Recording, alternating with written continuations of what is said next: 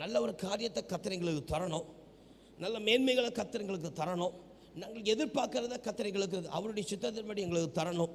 இப்படியெல்லாம் வாஞ்சிக்கிற நமக்கு அப்போஸ்தலர் பவுல் அவன் வாஞ்சித்து அவன் பெற்றுக்கொண்டான். அல்லேலூயா.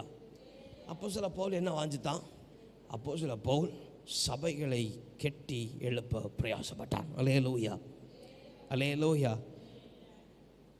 அதை கர்த்தர் அவனுக்கு நிறைவேற்றி கொடுத்தார். அல்லேலூயா.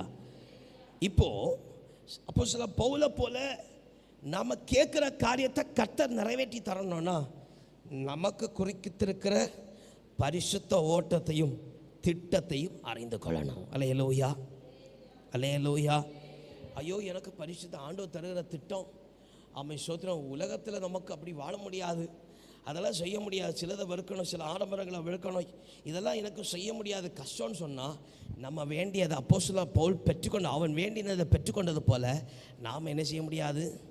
பெற்றுக்கொள்ள முடியாது, அறியாத வரைக்கும். அல்லேலூயா, அல்லேலூயா. அப்போது நாம் கிறிஸ்துவின் அன்பையும் கிறிஸ்துவுடைய மகிமையும் நான் வாழுகிற நாள் வரைக்கும் நாம் பெற்றுக்கொள்ளணும்னா என்ன செய்யணும்? நமக்கு ஆண்டவர் வைத்திருக்கிற திட்டத்தையும் தீர்மானங்களையும் அறிந்து செயல்படணும். அல்லேலூயா.